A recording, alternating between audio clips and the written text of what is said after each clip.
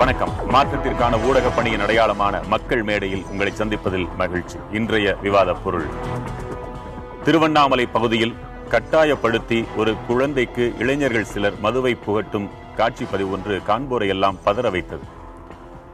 அன்றாடம் உழைப்பதில் வரும் வருமானமெல்லாம் உண்பதற்கு உலை வைப்பதற்கு உதவாமல் உயிருக்கே உலை வைக்கத்தான் உதவி கொண்டிருக்கிறது. மதுவின் கொடூர விளைவுகளாக இன்னும் எவற்றையெல்லாம் நாம் காண வேண்டியிருக்குமோ தெரியவில்லை. மதுவின் பிடியில் தமிழகத்தின் இன்றைய நிலையை ஆண்டவர்களும் ஆள்வோரும் உள்ளது உள்ளபடி உணரவில்லையா, அல்லது உணர்ந்தும் உணராதது போலவே இருக்கிறார்களா? கேரளத்தில் கூட படிப்படியாக மதுவிலக்கு அமலாக்கப்படுகிறதே, தமிழகத்தில் அதுபோல் படிப்படியாகவாவது சாத்தியமே இல்லையா? விவாதிக்கலாம். பங்கு பெறுவோர் திராவிட முன்னேற்ற கழகத்தின் இணை செய்தி தொடர்பாளர் வழக்கறிஞர் திரு சிவ ஜெயராஜ், காங்கிரஸ் கட்சியைச் சேர்ந்த மூத்த தலைவர்களில் ஒருவரான திரு திருச்சி வேலுசாமி, அகில இந்திய அண்ணா திராவிட முன்னேற்ற கழகத்தின் தலைமை கழக பேச்சாளரும் முன்னாள் சட்டமன்ற உறுப்பினரும் மருத்துவருமான திரு கோ சமரசம், இவர்களோடு திருச்சி அரங்கிலிருந்து பழனிசாமி மற்றும் வழக்கறிஞர் சிவா, கோவை அரங்கிலிருந்து ஜெயஸ்ரீ மற்றும் அனூப் ஆண்டனி, நெல்லை அரங்கிலிருந்து சுதா மற்றும் ராஜேஷ். பங்கேற்போர் அனைவருக்கும் வணக்கம். வணக்கம். திருச்சி பழனிசாமி, உங்களுடைய வாதத்திலிருந்து நிகழ்ச்சி தொடங்குது. உங்க கருத்து என்ன சொல்லுங்க. மைக்க கையில் எடுத்துக்கோங்க.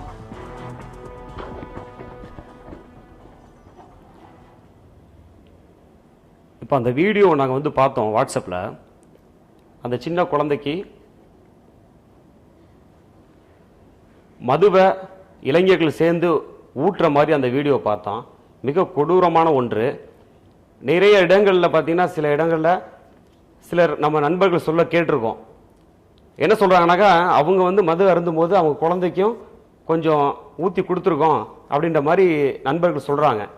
இதை நாங்கள் அவங்கள்ட்ட சத்தம் போடுவோம். இது மிக கொடுமையான ஒரு முன்னுதாரணம், இது மாதிரி செய்யக்கூடாது அப்படின்னு சொல்லியிருக்கோம். ஆனால் இதுக்கெல்லாம் என்ன காரணம் அப்படின்னா, தொடர்ந்து பார்த்தீங்கன்னா அரசாங்கங்கள் மதுவை ஒரு தொழிலாக செய்து கொண்டு இருக்கின்ற பொழுது மக்களுக்கு அந்த பயம் போயிடுது. அந்த பயம் போனதன் காரணமாகத்தான் இது மாதிரி சின்ன குழந்தைகளுக்கு மதுவை ஊற்றி கொடுக்க வேண்டிய ஒரு கட்டாய சூழ்நிலை, ஒரு அவலமான நிலை தமிழ்நாட்டில் நடைபெற்றுக் கொண்டிருக்கிறது. இதற்கு ஒரே முடிவு, பூரண மதுவிலக்கு அமல்படுத்திட வேண்டும். மதுவினால் வரக்கூடிய வருமானம் என்பது தந்தை பெரியார், பெருந்தலைவர் காமராஜர், பேரறிஞர் அண்ணா வாழ்ந்த தமிழ்நாட்டுக்கு அவமானம். இப்படி ஒரு அவமானத்தை நாம் கண்டிப்பாக நீக்க வேண்டும். பூரண மதுவிலக்கை தமிழ்நாடு அரசாங்கம் நடைமுறைப்படுத்த வேண்டும் என்பது என்னுடைய கருத்து. அவர் கருத்துப்படி அரசாங்கம் ஒரு அவமானகரமான செயலை செய்து கொண்டிருக்கிறது சொல்லியிருக்கிறார். கிட்டத்தட்ட ஒரு நோய்னா நோய்க்கான அறிகுறி இருக்கும். அந்த அறிகுறியை வைத்தே நோயின் தீவிரத்தையும் பல நேரங்களில் உணர முடியும். அதுபோல இந்த ஒரு குழந்தைக்கு ஒரு பால் புகட்டுவது போல ஒரு மதுவை புகட்டி அந்த குழந்தையும் சர்வசாதாரணமாக அதை அருந்துவது போன்ற ஒரு நிலையை ஏற்படுத்தியிருக்கிறாங்க. இது ஒரு நோயின் அறிகுறின்னா இதன் பின்னுள்ள நோயாக நீங்க எவ்வளவு கடுமையாக இருக்குன்னு பாக்குறீங்க வேலுசாமி? இன்றைக்கு ஏதோ புதிதாக தொலைக்காட்சியிலே ஒரு செய்தியை பார்த்ததை போல நீங்கள் பதைக்கிறீர்கள். நான் தமிழ்நாட்டில் பல கிராமங்களில் பல இடங்களில் இதைவிட இன்னும் மோசமாக தவழக்கூட முடியாத அந்த குழந்தைகளுக்கே இந்த மதுவை சங்கிலே ஊற்றி கொடுப்பதை கூட நான் கேள்விப்பட்டிருக்கிறேன். தமிழ்நாடு நாசமாக போய்கொண்டிருக்கிறது என்பதை தமிழர்கள் மீதும் தமிழ்நாட்டில் மீதும் அக்கறை உள்ளவர்கள் உணர வேண்டும். நான் மிக எளிமையாக ஒன்றை சொல்லுவேன். எங்கள் கிராமத்தில் என்னுடைய இளம் வயதில் நான் பார்க்கிற போது, ஒரு 30 ஆண்டுகளுக்கு முன்பாகலாம் 60 வயதை கடந்தவர்கள் கூட ஒரு முழு மூட்டையை அசாதாரணமாக தூக்கி செல்வதை பார்த்தேன். ஆனால் இப்பொழுது பார்க்கிறேன், மூட்டை தூக்குவதற்கே சில பேர்களை தேடித்தான் பிடிக்க வேண்டியிருக்கிறது. மனிதருடைய அந்த பலம் இருக்கிறதே, அது குறைந்து போய்விட்டது. ஆயுள் கூடியிருக்கிறது. ஆயுள் கூடியிருக்கிறது சொல்லுகிறேன். வருத்தமான ஒரு செய்தியை சொல்லுகிறேன். இந்தியாவிலேயே இளம் வயதிலே விதவைகளாக இருக்கக்கூடிய பெண்கள் அதிகமாக இருக்கிற மாநிலமே தமிழ்நாடு என்றால் இங்கே ஆயுள் கூடியிருக்கிறதா? இந்த தமிழ்நாட்டு மக்களை கொஞ்சம் கொஞ்சமாக அந்த ஸ்லோ பாய்சன் என்று சொல்வார்களே, அதை போல சாராயம் என்கின்ற பெயரிலே நஞ்சை கொஞ்சம் கொஞ்சமாக கொடுத்து இந்த மாறி மாறி இந்த ஆட்சிகள் தமிழக மக்களை கொன்று கொண்டிருக்கிறது என்கின்ற வருத்தமான ஒன்றை பதிவு செய்யாமல் இருக்கவே முடியவில்லை. மது என்பது உடல் நலத்திற்கு கேடானது என்பது மட்டுமல்ல. நான் ஒன்றை இந்த மக்களை பார்த்து கேட்க விரும்புகிறேன். 2 அரசுகளும் மாறி மாறி வருகிற போது அவர்கள் விற்கிற மது பாட்டிலே மது வீட்டுக்கும் நாட்டுக்கும் கேடு என்று அதிலே ஒட்டி வைத்துவிட்டு அதை அரசாங்கமே விற்பனை செய்கிற போது இதை எதிர்க்காதவன் சொந்தமாக 6வது அறிவையை பயன்படுத்துவதை அவன் இழந்து விட்டான் என்றே நான் நினைக்கிறேன். பொதுவான ஒரு கருத்தை, ஒரு குற்றச்சாட்டை அரசியல்வாதிகள் மேல் வைக்கும் பொழுது எங்கள் சார்பாக அவங்க பேசுறாங்களேன்னு மகிழ்ச்சியா இருக்கும். ஆனா ஒரு அரசியல்வாதி மற்றவர்களை பார்த்து விமர்சிக்கும் பொழுது எங்களுக்கு கடும் கோபம் தான் வருகிறது. அப்போ 5 அறிவு இருக்கும் போதுதான் மாற்றி மாற்றி நீங்க கூட்டு வச்சுக்கிட்டீங்களா? நான் என்ன சொல்கிறேன், ஒரு புரட்சி என்பது, ஒரு மாற்றம் என்பது அரசியல் கட்சிகளிலிருந்து வரும் என்று யாராவது நினைத்தால் அது அயோக்கியத்தனம் என்று சொல்லுவேன். அதாவது உங்களை நம்ப கூடாதுன்னு நீங்களே சொல்றீங்க. எந்த ஒரு மாற்றமும் எந்த ஒரு புரட்சியும் மக்கள் மத்தியிலிருந்து வந்தால் மட்டும்தான் அது நிலையாக நிற்க முடியும். இது சரியா? எங்களை நம்பாதீர்கள் என்று ஒரு அரசியல்வாதியே சொல்கிறார். எங்களை நம்பாதீர்கள், நல்லவர்களை நம்புங்கள் என்று சொல்கிறேன், யோக்கியர்களை நம்புங்கள் என்று சொல்கிறேன், தியாகியை நம்புங்கள் என்று சொல்கிறேன். நல்லவனை, யோக்கியனை, ஊழல் செய்யாதவனை, அப்படிப்பட்டவர்களை நீங்கள் நம்புகிற காலம் இன்று புதிதல்ல, கடந்த காலத்திலே நடந்திருக்கிறது. எத்தனையோ பேர் இந்த நாட்டிலே பாக்கெட்டிலே 10 ரூபாய் இல்லாதவன் எல்லாம் வெற்றி பெற்று ஆட்சிக்கு வந்திருக்கிறான். இன்றைக்கு நிலைமை என்ன? அதற்கு காரணம் என்ன? அவர்கள் வெற்றி பெற்று வருகிறவர்கள் அவர்களே போய்விடுவதில்லை, மக்கள் போடுகின்ற ஓட்டை வைத்துக் கொண்டுதான் அவர் வெற்றி அடைகிறார் என்று சொன்னால், ஏழ்மையையும், ஏழ்மையாக இருந்தாலும் அவர் எப்படிப்பட்டவனாக இருந்தாலும் நேர்மையும் உண்மையும் வாய்மையும் இருந்தால் அவனுக்கு அந்த காலத்தில் இருந்த மக்கள் வாக்களித்தார்கள். ஆகவே அவருடைய பிரதிநிதிகள் அந்த ஆட்சியும் நேர்மையாக நடந்தது. இன்றைக்கு அப்படி இல்லை. வருகிற போதே நான் ஓட்டு போடுவதற்கு எதை தருகிறாய் என்று மக்கள் கேட்க நினைத்தார்கள். அதற்கு பின்னாலே அதன் வாயிலாக ஆட்சிக்கு வருகிறார்கள், அதன் வாயிலாக எம்எல்ஏ வருகிறவன், அதன் வாயிலாக எம்பி ஆக வருகிறவன். அவன் நேர்மையாகவும் இல்லை, வாய்மையாகவும் இல்லை, தூய்மையாகவும் இல்லை, தியாகியாகவும் இல்லை. இந்த யதார்த்தத்தை பொதுமக்கள் உணர்ந்து கொண்டால் மட்டும்தான் இது ஒரு கட்சி அரசியல் அல்ல. அவன் எந்த கட்சியாக வேண்டுமானாலும் இருக்கட்டும், எல்லா கட்சியிலும் நல்லவனும் இருக்கிறான், அயோக்கியனும் இருக்கிறான். எந்த கட்சியாக இருந்தாலும் நேர்மையாளர்களுக்குத்தான் வாக்களித்து மக்கள் முடிவு செய்து விட்டால் எல்லா கட்சியும் நேர்மையாளர்களே நிறுத்துவார்கள். ஒருவேளை ஒரு சில நல்லவர்களையாவது இருந்திருந்தா அவங்களாவது கூட்டணி வைக்கும் பொழுது ஒரு குரல், உரத்த குரலாவது அவங்க மதுவிலக்கு அமல்படுத்துறேன்னு சொன்னாங்கன்னா கூட்டணி வைக்கலாம் அப்படின்னு எந்த குரலும் எழுந்ததாக தெரியவில்லை. அப்படி என்றால் தேர்ந்தெடுக்கப்பட்ட யார் ஒருவரும் உங்கள் வார்த்தைப்படி யோக்கியர் இல்லையோ? நான் இது அரசியல் பிரச்சனை அல்ல என்றுதான் முதலிலே திரும்பவும் சொல்லுகிறேன். அதை சொன்னதே சொல்லுகிறேன். அப்ப அரசியல் பிரச்சனை வேற, மக்கள் மத்தியிலிருந்து வர வேண்டிய மாற்றம். இது ஒரு அரசியல் கட்சி போடுகின்ற தீர்மானத்திலே வருகிற மாற்றம் அல்ல. தவறு செய்கிறவனுக்கே மீண்டும் நாங்கள் வாக்களிப்போம் என்று மக்கள் இருந்தால் தவறுதான் திரும்பி திரும்பி நடக்கும். அந்த தவறு மீது கோபம் வர வேண்டும், ஆவேசம் வர வேண்டும். எவ்வளவு தமிழ்நாட்டில்தான் இந்தியாவிலேயே அதிகமான இளம் விதவைகள் இருக்கிறார்கள் என்று ஒரு என்றைக்கு புள்ளிவரம் வந்ததோ அன்றைக்கே தமிழன் ஒவ்வொருவனும் வெட்கி தலைகுனிய வேண்டும். திமுக, அதிமுக குறிப்பா சொல்லுங்களேன், என்ன பிழை செய்தார்கள்? 2 பேருமே. நான் ஒன்றை சொல்லுவேன், மதுக்கடைகளை திறந்தது பாவம் என்றால் 25% என்று சொன்னால் அந்த மதுக்கடைகளை அரசாங்கமே நடத்தியதுதான் 75% குற்றங்களுக்கு காரணமானது. என்ன காரணம் என்றால் மதுக்கடைகளை திறந்தது, அவர்களே பினாமியாக மது ஆலைகளை உருவாக்கினார்கள். அந்த மது ஆலைகளில் தரமில்லாத மது, பூச்சி புழுக்கள் இருந்து பல்லி, பூரான், பாம்பு வரை அந்த மதுபாட்டிலே வந்தது. அதற்கு பின்னாலும் அதை மாற்றி இருக்கிறார்களா? முதல்ல 25%க்கான பதிலை சொல்லிருங்க. இல்ல, அதாவது ஐயாவினுடைய கோபம், அண்ணன் வேலுசாமியினுடைய கோபம் வந்து எங்களை ஒண்ணும் செய்யாதுன்னு சொல்லி, எங்களை ஒண்ணும் செய்யல. உண்மையான கோபம் மக்களில் ஒருவர் தான் நானும் அவரும். மக்களிடமிருந்து புரட்சி வெடிக்கும் என்று அவர் சொன்னதிலிருந்து தான் நான் வேறுபடுறேன். சட்டங்களாலும் திட்டங்களாலும் நிச்சயமாக கொள்ளையடிப்பதை தடுக்க முடியுமோ அதே போல இதையும் தடுக்க முடியும். அதை திமுக அரசு படிப்படியாக செய்தது. மக்களுக்கு வேலை நேரத்தை உறுப்பினர்கள் யாரும் புரட்சியாளர்களே இல்லையா? நான் முடிச்சறேன். முதலில் வேலை நேரத்தை வந்து ஒரு நேர குறிப்பிடைக்குள்ள வகுத்தது வந்து திமுக அரசு தான். எவ்வளவு பெருசா குறைச்சாங்க? எவ்வளவு குறைச்சாங்க? இல்லை, குறைத்ததில்லை. 2 மணி நேரம் குறைப்பது என்பது எவ்வளவு பெரிய விஷயம் இன்றைக்கு. அல்லது நீங்கள் கேட்பது இன்றைக்கு டாஸ்மாகிற்கு டார்கெட் வைக்கிற அவல நிலைமை எந்த ஆட்சியில வந்தது? பள்ளிக்கூடங்களையும் கல்லூரியையும் இன்றைக்கு நடத்த வேண்டிய அரசாங்கம் மதுக்கடைகளை நடத்துகிறது. யாருடைய ஆட்சியிலே வந்தது? ஜமையார் ஜெயலலிதா எப்பொழுது ஆட்சிக்கு வந்தாரோ அப்பொழுதுதான் டாஸ்மாக் நிறுவனம் மதுக்கடைகளை நடத்த வந்தது. அது மட்டுமல்ல, இந்த முறை அவர்களுடைய வேலை என்ன தெரியுமா? நீங்களே மாட்டிக்க போறீங்க. அடுத்து நீங்க ஒருவேளை ஆட்சிக்கு வந்தால் 500 கோடி ரூபாய் டார்கெட். ஒருவேளை அடுத்து நீங்க ஆட்சிக்கு வந்தால் இதெல்லாம் வாக்குறுதிகளாக மாறிட வாய்ப்பு. அதாவது ஒரு 2 லட்சம் கோடி இன்றைக்கு தமிழக அரசினுடைய கடன், 50,000 கோடி ரூபாய் புரளுகிற ஒரு தொழில் டாஸ்மாக் நிறுவனம். அதை உடனடியாக மூட வேண்டும் என்பது கொள்கை முடிவு. அதை படிப்படியாகத்தான் கொண்டு வர முடியும். இல்லை என்றால் இங்கே குப்பம், ஆந்திரக்கு பக்கத்தில் குப்பம், இங்க தமிழக எல்லைக்கும் அதற்கும் 4 கிலோமீட்டர் 5 கிலோமீட்டர் கூட கிடையாது. பாண்டிச்சேரியில அதே போல நெருப்பு, கலைஞர் அடிக்கடி சொல்வதை போல கற்பூரத்தை சுத்தி நாம் உம்மன் சாண்டி சொல்லவே இல்லையே. சுத்தி நெருப்பு இருக்கிறது. இந்த கவலையில உம்மன் சாண்டிக்கு இல்லவே இல்லை. மக்கள் மீது மட்டும்தான கவலை இருக்கு. உம்மன் சாண்டியினுடைய துணிச்சல் உங்களுக்கு இல்லையா? நாம் வரவேற்கிறோம். அதை ஆதரிக்கிறோம். உம்மன் சாண்டிக்கு உள்ள துணிச்சல் கருணாநிதிக்கோ ஜெயலலிதா அவர்களுக்கு இல்லாமல் போனது ஏன்? கேரளாவில் 2 லட்சம் கோடி கடன் இல்லை, கடன் கம்மியாக இருக்கிறது. கண்களை விற்ற சித்திரம் வாங்குவது. நான் கேட்பது இது தவறு. இதிலே டார்கெட் பிக்ஸ் செய்து கட்டாயப்படுத்தி குடிக்க வைப்பது தான் தவறு என்று நாங்கள் சொல்கிறோம். 26,500 கோடி ரூபாய் டார்கெட்டை எதற்காக இந்த அரசு பிக்ஸ் செய்கிறது? டாஸ்மாக் பாரை, அதாவது ஏசி டீலக்ஸ் பார் என்பதை மட்டும் தனியாக உருவாக்கினார்கள். அது மட்டுமல்ல, பீர் விற்பனை கடைகள் மட்டுமின்றி தனியாக உருவாக்கினார்கள். டார்கெட் இல்லனா எவ்வளவு வந்திருக்கும், எவ்வளவு குறைஞ்சிருக்கும்? நாங்கள் இன்றைக்கு இல்ல டார்கெட் இல்லனாலும் உங்க ஆட்சியில் ஏறத்தாழ ஒரு 15,000 கோடிக்கு வந்ததா இல்ல? 13,500 கோடி. அது சாதாரணமான விஷயமா? வேறு இன்றைய காலகட்டம் வேறு. 5 ஆண்டுகள் தான் டிஃபரன்ஸ் என்று சொன்னாலும் இன்றைக்கு நடைபெறுகிற இந்த விஷயம் இருக்கிறது அல்லவா, இதை அரசு நிச்சயமாக இந்த டார்கெட் பிக்ஸ் செய்வதை குறைக்க வேண்டும். வேலை நேரத்தை இவர்கள் பகுதி நேர வேலை நேரமாக ஒருவேளை குறைத்தார்கள், இது நாட்டு மக்களுக்கு நல்லதுதானே. நீங்க டார்கெட் பிக்ஸ் செய்றீங்கன்னு தான் நாம கேக்குறோம். குடியின் ஒரு சமுதாயத்தை நீங்க கட்டாயப்படுத்த வேண்டிய அவசியம் என்ன? யார் செய்யற வேலை? ஒரு மக்கள் நல அரசாங்கம் குடியிலையா டார்கெட் பிக்ஸ் பண்றது? அதாவது இதுவெல்லாம் பத்திரிகைகள், ஊடகங்கள், இன்ன பிறர் இந்த ஆட்சிக்கு விரோதமானவர்கள் சொல்லக்கூடிய கட்டுக்கதைகள். இல்ல, ஆட்சிக்கு விரோதமானவர்கள் உங்க ஆட்சிக்கு விரோதம் அவங்கள சொல்லலாம். அவங்களோட பத்திரிகையும் சேர்க்கிறீங்கன்னா அப்ப எங்களையும் சேர்க்கிறீங்க.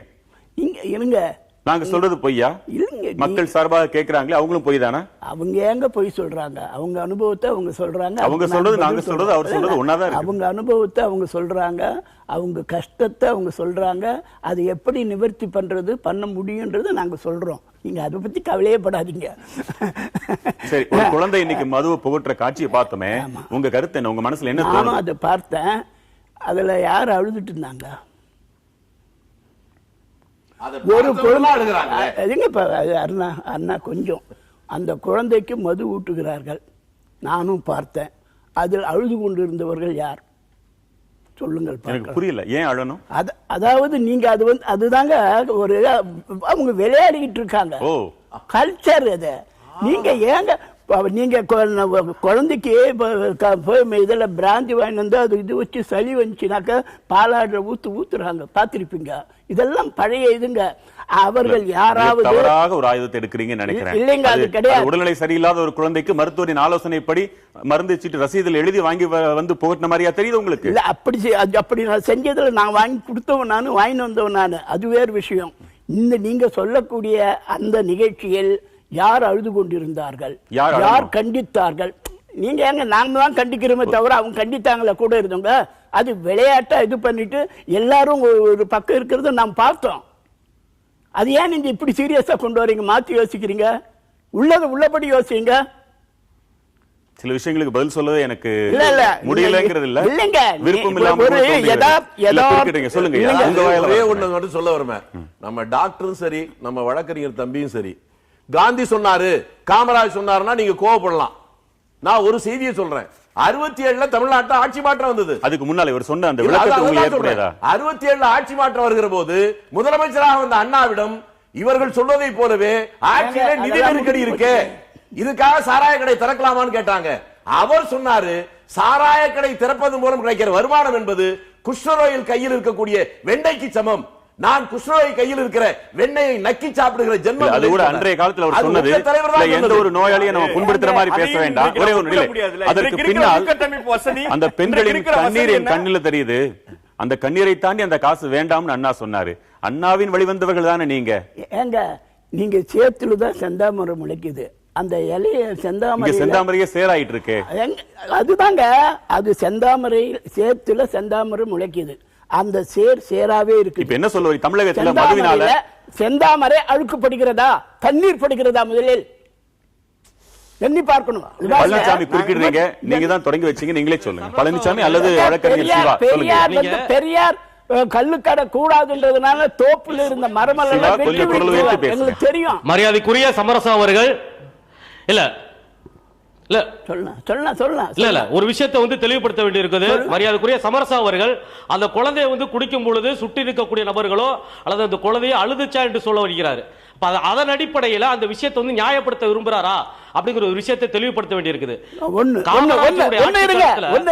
கிலோமீட்டருக்கு துவக்கப்பள்ளியும் 2 கிலோமீட்டருக்கு உயர்நிலை பள்ளிகளும் துவக்கப்பட்ட இந்த தமிழகத்துல இன்னைக்கு ஒரு ஊருக்குள்ள ஒரு ஊருக்குள்ள இன்னைக்கு 10 கடைகளை திறந்து இன்றைக்கு வருமானத்தை அதிகப்படுத்த வேண்டும், நாங்கள் மக்கள் நல திட்டங்கள் செய்கிறோம் என்று ஒட்டுமொத்த மக்களை இன்றைக்கு குடிகாரனாக்கக்கூடிய ஒரு அரசு எப்படி மக்கள் நல அரசாக இருக்க முடியும் என்பதா இங்க இருக்கக்கூடிய இளைஞருடைய கேள்வியா இருக்குது. அவற்றை இன்னைக்கு அதிமுக இருக்கக்கூடிய மூற்ற மதிக்கக்கூடிய திரு சமரச அவர்கள் நேரடியாக கேட்ட கேள்விக்கு பதிலளிக்காம இருக்கிறது இன்னைக்கு ரொம்ப வெட்கப்பட வேண்டிய வருத்தப்பட வேண்டிய விஷயமா இருக்கு. திரு சமரசம் ஐயா, வருஷத்துக்கு ஏறத்தாழ ஒரு 25-26,000 கோடி ரூபாய் நோக்கி அது மேலே போய்கிட்டே இருக்கு. பேரறிஞர் அண்ணா சொன்னதை நீங்க உங்க வாழ்நாட்கள் கண்ணாலேயே பார்த்திருக்கிறீங்க. அவர் மது தீமை வேண்டவே வேண்டாம், அந்த கண்ணீரை பார்க்க சகிக்கவில்லைன்னு சொன்னாரு. இன்னைக்கு எதை வச்சு நீங்க நியாயப்படுத்த போறீங்க? எங்களது கட்சி இந்த சாராயம் குடிக்கணும், கள்ளு குடிக்கணும், பீர் குடிக்கணும், பிராந்தி குடிக்கணுன்ற கொள்கை அவருடையது அல்ல. டார்கெட் வச்சிருக்கீங்கன்னு சொல்றாரு. அதாவது ஆட்சிங்க, கட்சி வேறு ஆட்சி வேறு. கட்சியின் கொள்கையை நடைமுறைப்படுத்த முடியும். இப்ப நான் குடிக்கிறது இல்ல, நான் சீட் குடிக்கல. அப்ப இப்படி வாங்க, ஆட்சி டார்கெட் கொடுக்குது. ஆமா, ஆட்சின்றது வர்றதுல சிக்கல் வேற. சரி, ஆட்சிக்கு தலைவர் யார்? இருங்க, ஆட்சி தலைவர் கட்சி தலைவர் தான் வந்திருக்காரு. கட்சி தலைவர் தன்னுடைய சொந்த எண்ணத்தை, சொந்த கொள்கையை, சொந்த இதுவை நடைமுறைப்படுத்தவே முடியாது. தயவு செய்து புரிந்து கொள்ளுங்கள். இல்ல, எனக்கு வாதிடும் திறமை முற்றிலும் போய்விட்டதா அல்லது உங்க பேச்சு அப்படி இருக்கான்னு எனக்கு ரொம்ப குழப்பமா இருக்கு. ஒண்ணும் இல்லைங்க, பாருங்க, அவர் கேள்வி கேட்டார், அவர் கேள்விக்கு பதில் சொல்ல விடுங்க தயவு. அதே கேள்விதான் நானும் அதே தான் சொல்றேன். அவர் இந்த இது பண்ணாரு, கல்வி கூடமெல்லாம் இப்படி எல்லாம் போச்சுன்றார். 2001 65.38% கல்வி, 2011 74.4, இன்று 80.6 கல்வியில நாம் வளர்ச்சி அடைஞ்சிருக்கிறோம். அப்போ டாஸ்மாக் வருமானம் 30,000 கோடி வந்தா 100% கல்வி வளர்ச்சி வந்துருமோ? அது நீங்க இது நான் குதிரைக்கு குர்றோன்றேன், நீங்க யானைக்கு ஏறோம். நான் தான் சொல்றேன், முழங்காலுக்கும் ஏன் முடிச்சு போடுறீங்க? இது பாருங்க, சில விஷயம் கலாச்சாரம். சாராயத்தை சட்டம் போட்டு கவுத்த முடியாது. கல்லு அடிக்கிறவன் போவான், மரம் ஏறுறவன் வேலை செய்யறவனுக்கு ஏற்கனவே நான் சொல்கிறேன், இந்த மாதிரி சட்டம் கொண்டு வந்த பிறகு இந்த சாராயத்தால், இந்த மதுவால் எத்தனை பேர் இறந்தார்கள்? சிவா, அதற்கு முன்பு ஒவ்வொரு நாளும் என்ன பட்டியல் வரும்? இல்ல ஒரு வழக்கு இந்த மன்றத்துக்கான தலைப்புல இருந்து மாறி செல்றாருங்கிறதா என்னுடைய அழுத்தமான பதிவு. என்ன விஷயம் சொன்னீங்கன்னா, 75% இன்னைக்கு கல்வியில இன்னைக்கு வளர்ச்சி இல்ல 75% இன்னைக்கு கல்வியில வளர்ச்சி அடைஞ்சிருக்கதா சொல்றது. இன்னைக்கு கிராமப்புறத்துல போய் பாருங்க, எத்தனையோ பள்ளிக்கூடங்கள்ல ஆசிரியர்கள் இல்லாம, கட்டடங்கள் இல்லாம, கழிவறைகள் இல்லாம, எத்தனையோ குக்கிராமங்கள்ல துவக்க கல்வியில, ஆரம்ப கல்வியில இருக்கின்றிருக்காங்க. 75% வளர்ச்சிங்கிறது எங்க இருக்கிறாங்கிறத இன்னைக்கு தெளிவா சொல்ல வேண்டிய அவசியம் இருக்குது.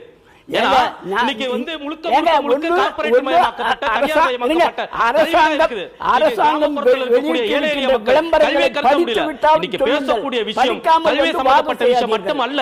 நான் சொல்ல வந்த விஷயம் என்னன்னா, காமராஜர் காலத்துல துவக்கப்பட்ட பள்ளிக்கூடங்கள் பெருமையாக இருந்தது. இன்னைக்கு ஊரு முழுக்க இன்னைக்கு சாராய கடையில திறந்து அரசு மக்களை குடிகாராக மாற்றிக் கொண்டிருக்கின்றது, மக்களை நோயாளியாக மாற்றிக் கொண்டிருக்கின்றதா நான் சொல்ல வந்த விஷயம். அதிலிருந்து திரு மூத்த தலைவர் சமரசம் அவர்கள் மாறி பேசிக் கொண்டிருக்கிறார்கள் தான் அழுத்தமாக சொல்லுகின்றேன். மீண்டும் ஒரு விஷயத்தை நினைவுபடுத்த வேண்டும்.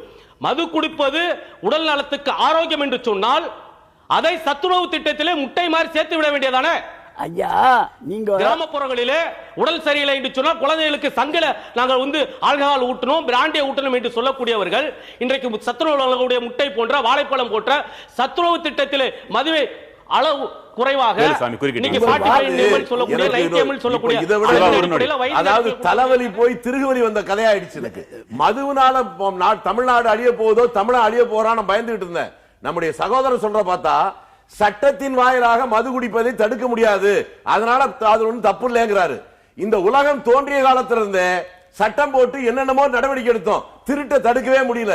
இந்த உலகம் தோன்றிய காலத்திலிருந்து விபச்சாரத்தை தடுப்பதற்காக எத்தனையோ சட்டம் போட்டோம், அதை செயல்படுத்தணும், தடுக்கவே முடியல.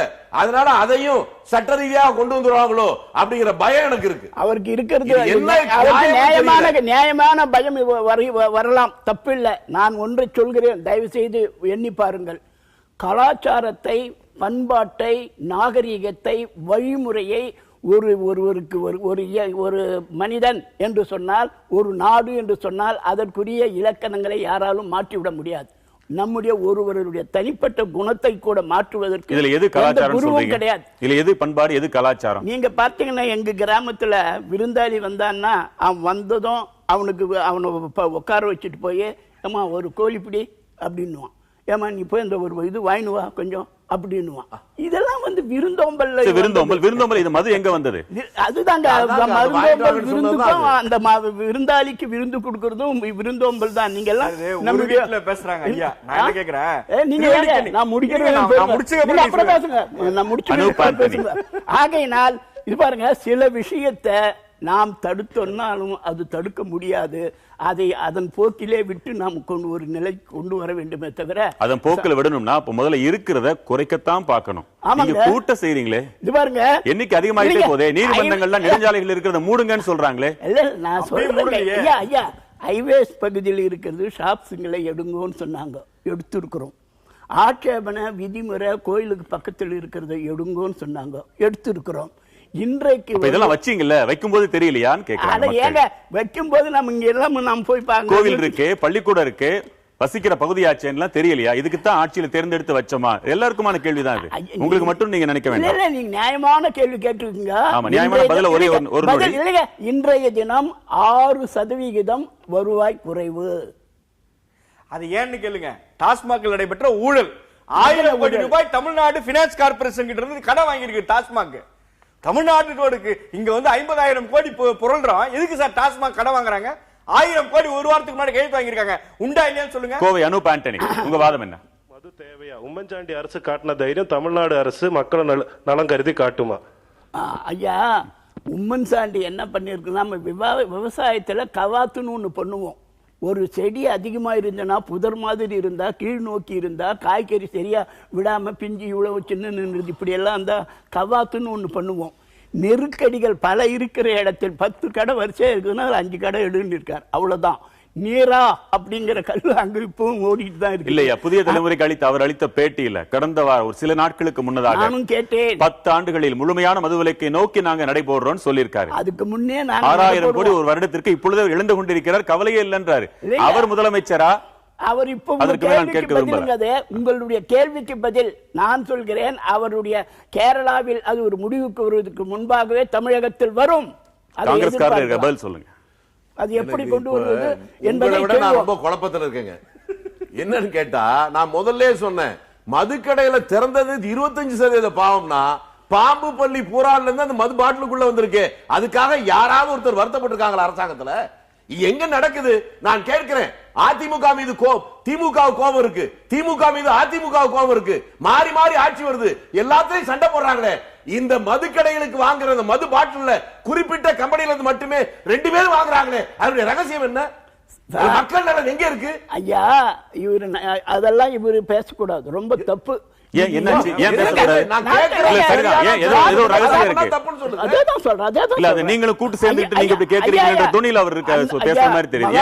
காந்தியடிகளுடைய லட்சியத்தை காங்கிரஸ் நிறைவேற்றவில்லை.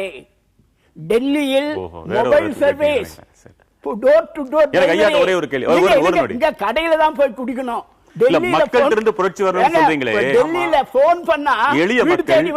எளிய மக்கள் இதன்பால் ஈர்க்கப்படுகின்ற மக்கள், அன்றாட உடல் உழைப்பு தொழிலாளிகள் இருக்கிறாங்க, யாருக்கும் எந்த ஒரு சிரமமும் இல்லாம கொஞ்சம் குடிச்சா உடம்பு வலி குறையுதுங்க அப்படின்னு சொல்ல, அவங்களுக்கு மாற்றாக இப்படிப்பட்ட ஊடகங்களில் இப்படிப்பட்ட கருத்துக்களை பதிவு செய்யாது. ஒரே ஒரு நொடி. அவர்களுக்கு உங்களுடைய கேரள முதலமைச்சர் உம்மன்சாண்டி நாங்கள் அனுமதிக்கிறோம் சொல்லியிருக்கிறேன்.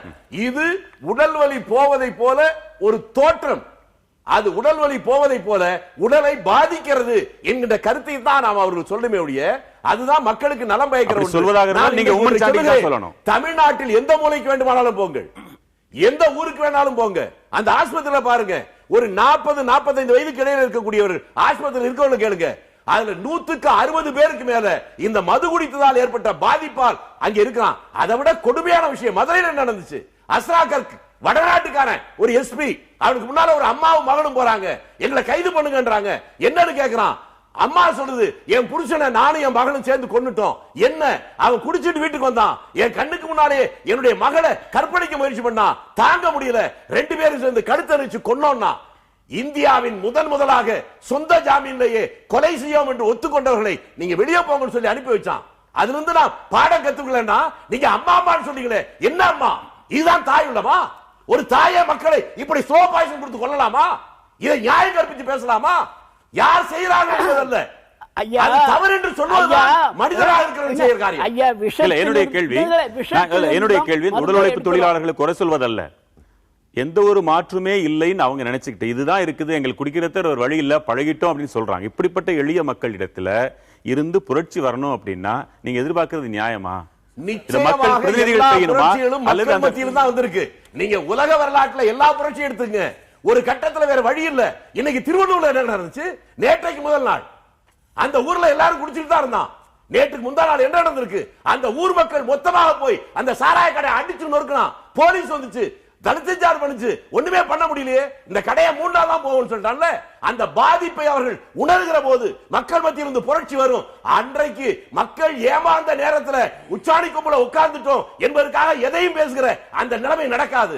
மக்கள் புரட்சி வருகிற போது அவர்கள் தூக்கி எறியப்படுகிற ஒரு நேரம் வரும். அவர் சொல்றதுபடி மக்கள் எல்லாம் டாஸ்மாக் உடைக்கிறதுக்கு ரெடின்னு சொல்லிட்டான்னு வச்சுக்கோங்களேன். திமுக இருந்தும் காங்கிரஸ்ல இருந்தும் அந்தந்த பகுதியில் தலைவர்கள் தயாரா வழி நடத்தி செல்ல, இல்ல பயந்து போய் வரமாட்டீங்களா? நீங்க வருவீங்களா? எல்லாரும் வருவதற்கு எல்லோரும் தயாராக இருக்கிறார்கள். இதுல ஒரு விஷயம் தான் இருக்கு, எப்படி நம்பி களத்தில் இறங்கிற மக்கள் புரட்சி சார். மக்கள் புரட்சி தானாக ஒருபோதும் வருவதற்கு வாய்ப்பே இல்லை சார். இதற்கு முன்னால் வரலாற்று புரட்சிகளை அண்ணன் உதாரணம் ஒரு ஜனநாயகத்தை நீங்க கட்டமைச்சிருக்கீங்க. நான் சொல்றது அண்ணன் உதாரணம் காட்டார் வரலாற்று புரட்சிகளை. இது அரசாங்கம் செய்கின்றது. அரசு சட்டம் போட்டுதான் இதை தடுக்க முடியும். நான் என்ன கேட்கிறேன், ட்ரிப்ளிகன் இங்க இருக்க திருவள்ளிக்கணி 1.5 கிலோமீட்டருக்குள்ள 6 கடை, மசூதியை சுத்தி, கோவிலை சுத்தி, பள்ளிக்கூடத்தை சுத்தி யார் ஆட்சியில் உருவாக்கப்பட்டது? அப்ப இது யாரு? இதுக்கு யார் காரணம்? ஜெயலலிதா அம்மையார் தான் காரணம். அதுக்கு முன்னாடி உள்ளவங்க காரணம் இல்ல? கிடையாது. ஏன் நினைக்கிறேன் கிடையாது. வச்சது யாரு? அண்ணா காலத்துக்கு பிறகு மீண்டும் தொடங்கியது ஏன்? அண்ணா காலத்தையும் 2015 அண்ணாவின் படத்தை போடுவதற்கு திராவிட முன்னேற்ற கழகத்திற்கு இந்த ஒரு விஷயத்தை பொறுத்த மட்டிலுமாவது நான் கேட்கிறேன், உரிமை உண்டா? இல்ல, நாங்கள் என்ன கேட்கிறோம்னா, அரசாங்கம் மது விற்பதை கலைஞர் செய்தாரா, ஜெயலலிதா அம்மையார் செய்தாரா? ஒரே கேள்வி. அரசாங்கம் மது இருக்கின்ற வேலையை செய்தது ஜெயலலிதா அம்மையார். அப்பொழுது செய்த முழு பொறுப்பு ஜெயலலிதா அம்மையார். யார் விட்டாலும் ஏன் அனுமதிக்கணும்? தனியார் அரசா என்பதல்ல, அது ஏன் அனுமதிக்கணும்? அரசாங்கத்தினுடைய வருவாயை, மக்களுடைய வருவாயை தனி கட்சிக்காரர்கள் அவர்களே கொண்டு போயிருந்ததை அரசாங்கத்தில் கொண்டு வந்து அது மக்களுக்கு செய்கிறோம். சரி, ஆத்து மணல் எடுத்துங்க. ஆத்து மணல வந்து நீங்க இந்த சப்ஜெக்ட் நீங்க வித்துருங்க. அந்த சப்ஜெக்ட் ஒரு நாள் வைக்கலாம். எப்படி சார் வரும்? அந்த சப்ஜெக்ட் ஒரு நாள் வைக்கலாம். நீங்க ஆத்து வியாபார நிறுவனமா? நீங்க வியாபாரிக்கு சேவை செய்கிற ஒரு நிறுவனம் இல்லையா அரசாங்கம்? நெல்லை சுதா, உங்களுக்கான நேரம். நெல்லை சுதா. அதாவது சார், ஹலோ சொல்லுங்கம்மா, கேக்குது. அதாவது இப்ப வந்து இவங்க ரெண்டு பேரும் இங்க மக்கள் மேடையில வந்து டாஸ்மாக் கடையை வந்து வேண்டான்னு சொல்றதுக்கு சண்டை போடுறாங்களா, இல்ல நான் செஞ்சது பெருசு இல்ல நீங்க செஞ்சதுதான் பெருசுங்கிறதுக்கு சண்டை போடுறாங்களா? அம்மா, டாஸ்மாக் கடை வேண்டாம் தான் நாங்களும் சொல்றோம். படிப்படியா குறைக்கிறோம் தான் சொல்றோம். ஒரே நாளில் வந்து எதையும் நடத்த முடியாதுன்னு சொல்றோம். அதாவது சார், கள்ளசாராயம் வந்தா பரவாயில்லையா? கள்ளசாராயம் வந்தா பரவாயில்லையா? கள்ளசாராயம் வந்தா பரவாயில்லையா? இல்ல, ஒண்ணே படிப்படியா குறைக்க ஆரம்பிச்சிருக்கீங்கன்னா சரி செய்ய முடியும். குடிப்பது தவறுமா? எந்த கட்சியும் ஏற்றுக்கொள்ளாது. திராவிட முன்னேற்ற கழகம் ஒருபோதும் குடி என்று சொல்லவில்லை யாரையும். இல்ல கள்ளசாராயம் இல்ல அதிமுக சொல்லுதா? இல்ல கள்ளசாராயத்தினால இளைஞர்கள் யாருமே குடிக்க ஆரம்பிக்கல. எங்கயாவது ஒருத்தவங்க 2 பேர் குடிக்கிறாங்க. இன்னைக்கு அப்படி கிடையாது. நான் வந்து என்ன சொல்றேன்னா, இன்னைக்கு அப்படி கிடையாது. நிலவரம் கிடையாது. நீங்க எல்லாரும் இன்னைக்கு உலகம் மாறி போச்சு. நீங்கள் உங்கள் தந்தை காலத்தை வைத்து, நீங்கள் உங்க தாத்தா காலத்தை வைத்து இங்க கிடைக்கிறார்கள். சுதா சொல்லி முடிங்க. சொல்லுங்க. ஒரு நிமிஷம் சார். அதாவது என்ன அப்படின்னா, இப்ப வந்து அதிகமா கடைகள் நிறைய இருக்குது, நான் ஒத்துக்கிறேன். ரொம்ப கடைகள் அதிகமா இருக்குது. அதை விட இப்ப படிப்புக்கு எவ்வளவு முக்கியத்துவம் கொடுத்திருக்காங்களோ, இளைஞர்கள் சின்ன வயசுலயே படிச்சுட்டு வேலைக்கு போக வேண்டிய வயசுல டாஸ்மாக் கடையை நோக்கி போய்கிட்டு இருக்காங்க. ரோட்ல எந்த பெண்ணுமே தனியா நடந்து போக முடியல. அங்கங்க செயின், கொலை, கொள்ளை, பாலியல் குற்றங்கள் எல்லாமே நடக்குது. படிச்ச பசங்க தான் இந்த வேலையெல்லாம் பாக்குறாங்க. ஏன் அவ்வளவு குற்றமும் குடி போதையில தான் நடக்குது. எந்த சட்டத்தையும் அவங்க வந்து கண்டிப்பா லாட்டரி சீட்டை அறவே ஒழிச்ச அரசாங்கத்தால ஏன் மதுக்கடையை ஒழிக்க முடியாது? கண்டிப்பா அரசாங்கம் நினைச்சா நடக்க முடியும். கோவை அரங்கில் இருக்கிற ஜெயஸ்ரீ, உங்களுக்கான நேரம்.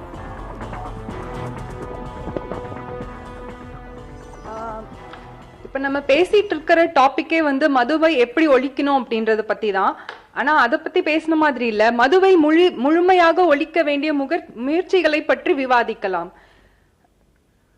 உங்க ஆலோசனைகளை சொல்லுங்க.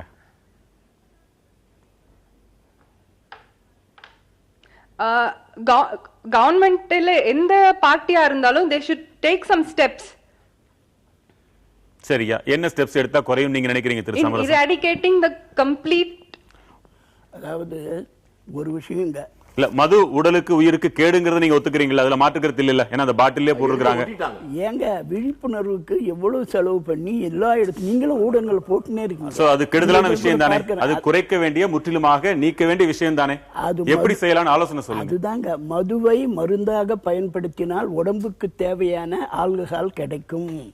அதை அளவுக்கு மீறி பயன்படுத்தினால் விஷமாக மாறி உடலை கெடுக்கும். இதுதான் நிலைமை. ஆல்கஹால் தேவை ஒரு மனிதனுக்கு என்பது விஞ்ஞானம். எல்லாரும் குடிக்கலாம்ன்றீங்களா? இல்ல, நீங்க குடிக்காதவங்க இப்ப நீங்க எத்தனை % கூடி இருக்குது? இவ்வளவு கடை திறந்து இருக்குது, இது பண்ணி இருக்குது நல்லா சொல்றாங்கல்ல, எத்தனை % கூடி இருக்கு? போன ஆட்சியில் இடத்துல ஒரு 15,000 கோடியில இருந்து 26,000 கோடிக்கு மேல போயிட்டு இருக்கு. எத்தனை மக்கள் தொகைக்கு? எவ்வளவு அன்னைக்கு மக்கள் தொகை? இன்று மக்கள் தொகை என்ன?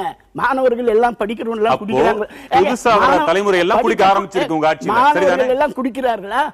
என்னைக்கோ ஒரு நாள் ஒரு விருந்து, ஏதோ ஒரு நாள் வேடிக்கைன்னும் போது விளையாட்டுத்தனமா ஒரு அவங்க குடிச்சிட்டு இருந்தா அந்த கல்வி தொடக்கம் தானே பழக்கமா மாறும். இதெல்லாம் பாருங்க, இதுதான் ஒரு கலா. நீங்க ஒவ்வொரு விஷயத்தையும் தெளிவுபடுத்திக்கணும். நாம மாணவர்கள் எதிர்காலத்தை நம்பி நிச்சயமாக எடை போடக்கூடிய எல்லா பாலியல் வன்முறைகளிலும் அங்க நடக்கக்கூடியது அவங்க அந்த குற்றம் இழைத்தவர்கள் மது அருந்தியவர்களாக இருக்கிறாங்க. பல்வேறு குற்றச்செயல்களுக்கு காரணம் மது மது மது மட்டுமா தான் இருக்குது. அதை தடை செய்யணுமா வேண்டாமா? முற்றிலும் தடை செய்யணுமா வேண்டாமா சொல்லுங்க. தடை செய்யக்கூடிய அளவுக்கு நிலைமை வந்தா அதனால் ஏற்படக்கூடிய விபரீதம் என்னன்னு பார்க்கணும். தடை செய்யப்படும் அளவிற்கு நிலைமை இப்ப இல்லைன்னு சொல்றீங்களா? இல்லைங்க, இப்போ குடிசை தொழிலா பெருகும். நான் என் தொகுதியில, நான் சட்டமன்ற உறுப்பினர், ஒரு தொகுதிக்கு 4 பக்கம் ரோடே கிடையாது. ஏன்னா அந்த ஊர்ல சாராயம் காய்ச்சறான், ஒவ்வொரு வீட்லயும் காய்ச்சறான். அந்த போலீஸ்காரன் வந்து நுழைஞ்சிடுவான்ட்டு அது அந்த ஊர்கார எல்லாம் போட்டு கட்டுப்படுத்தி ரோட்டுக்கு இடமே கொடுக்கல. இதை விட கல்லுல ஆல்கஹால் கம்மின்றாங்களே, அது அனுமதிச்சா என்ன? ஏன் டாஸ்மாக் மட்டுமே தான் விக்கணுமா? ஏத்துங்க தயவு செய்து, அது கொஞ்சம் பரிசீலனை பண்ணுங்க. நான் வந்து சொல்றதை கேட்கிறேன், ஆனா ஏத்துக்க முடியாது.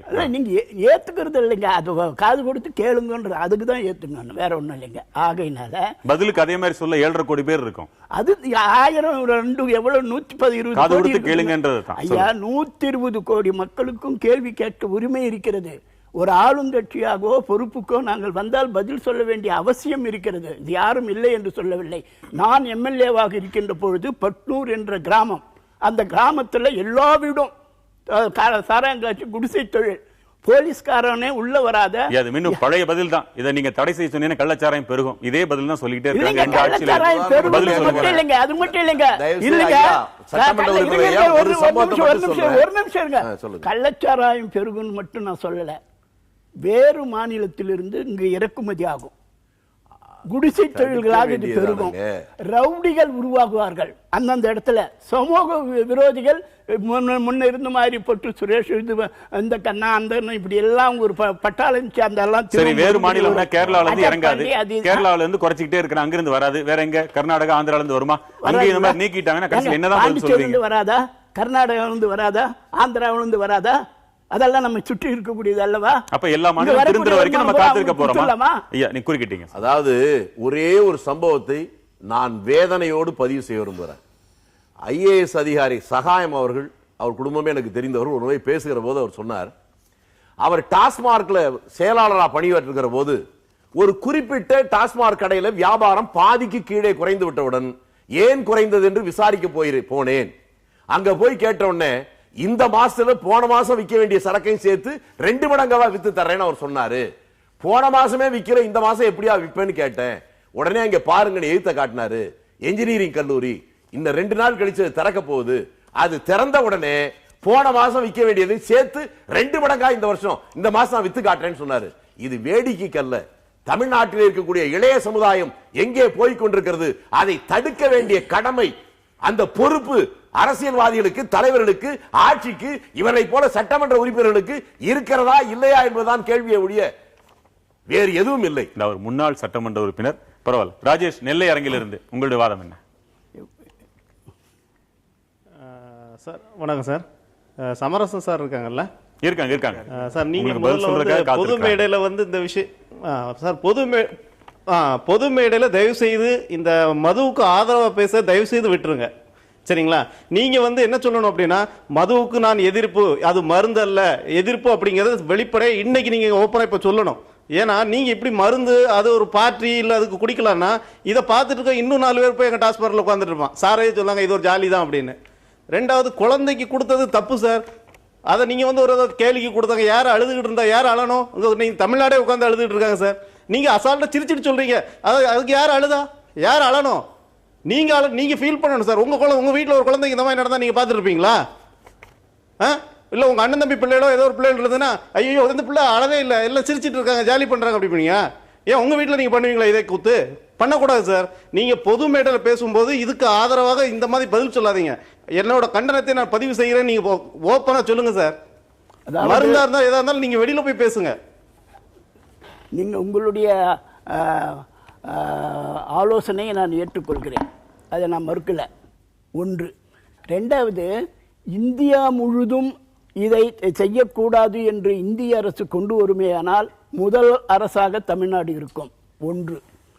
இந்த நம்மை சுற்றி எல்லோரும் இதை செய்து கொண்டு எங்களுக்கு வரவு எவ்விதம் என்பதை விட செலவு இவ்விதம் தான் இருக்கு. எல்லோரும் பழக்க தோஷத்திலே சொல்லிட்டே இருக்கீங்க. சுத்தி ஒவ்வொருத்தர விட போறாங்க. கேரளா விட்டுட்டாங்க, குஜராத்ல இல்லன்னு சொல்றாங்க. ஏங்க அது கவாத்து பண்றதுங்க. கேரளாவுல கூட இப்ப இன்னும் அது வரலைங்க. அதுக்கு இந்த ஒரு வருஷம் போட்டுங்க, அங்க என்ன நிலைமைக்கு வருதுன்னு பார்ப்போம். நாம அவங்க எப்போ ஒரு வெற்றிகரமான நிலையை உலகத்துக்கு சொல்கிறார்களோ அதற்கு முன்னரே அதை விட சிறப்பான ஒரு நிலையை இந்த அரசாங்கம் செய்து காட்டும். தமிழ்நாட்டில எல்லாம் செத்து போனதுக்கு அப்புறம் சுடுகாட்டுக்கு போனதுக்கு அப்புறம் செஞ்சிருவாங்க. இந்தியாவிலேயே தமிழ்நாட்டில தான் இளம் வயதிலே பெண்கள் விதவைகளா இருக்காங்க அப்படிங்கிற புள்ளிவரம் வந்ததுக்கு அப்புறமும் அதை ஆதரிச்சு பேசுனீங்கன்னா உங்களுக்கு பொதுநலன் அக்கறை இருக்கா? என்ன பேசுறீங்க? அதுதான் சொல்றேன். அவர் சொன்னாரு, நான் ஏத்துக்கணும். அவர் சொன்னாரு எண்ணிக்கை அதிகரிச்சிருச்சுன்னு ஒரு புள்ளிவரத்தை சொல்றாரு ஐயா. நடப்பதற்கு அது வந்து சமச்சீர் கல்வியால வந்துட்டு அவர் சொல்றாரு பாருங்க. அவர் சொன்னாரு படித்தவர்களுடைய புள்ளிவரம் அதிகமாயிடுச்சுன்னு. சமச்சீர் கல்வியால வந்துச்சு. அது சமச்சீர் கல்வி வேணான்னு உச்சநீதிமன்றத்து வரைக்கும் போன அரசாங்கம் இவர்கள். இது ஒரே நாளில் பள்ளி கல்வி சதவீதம் ஏறிவிடாது. அதே போலதான் இதை நிச்சயமா நாங்கள் இன்னைக்கு டாஸ்மார்க் நீங்க ஆட்சியில் இல்லாதனால இங்க துணிச்சலா சொல்ல முடியுது. அவங்க ஆட்சியில் இருக்கிறாங்க, ஆனாலும் ஒரு வார்த்தை கூட டாஸ்மார்க்ல 32,000 ஊழியர்கள் வேலை செய்யறாங்க சார். அவர்களினுடைய பணி நிரந்தரம் இன்றைய வரைக்கும் கிடையாது. அவர்கள் இருக்க பிரச்சனையை பத்தி டாஸ்மார்க்ல பிரச்சனை இன்னைக்கு களையப்படாமல் இருக்கு.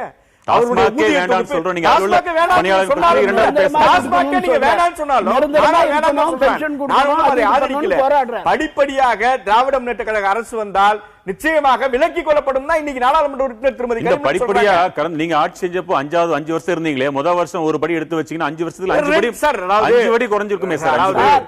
நீங்க நேரத்தின் அளவை குறைத்ததே மிகப்பெரிய சாதனை, ஒரு அரசினுடைய சாதனை. அது அதை நீங்க ஏற்றுக்கொள்ளணும். நாங்கள் இப்பொழுது 10 ஆலைகளா இருந்தது 19 ஆலைகள் ஆச்சு. நீங்க பேசுறீங்க 2 கட்சிகளுக்கும் பேசுவதற்கு முற்றிலுமாக உரிமை இல்லைன்னு தான் கருது.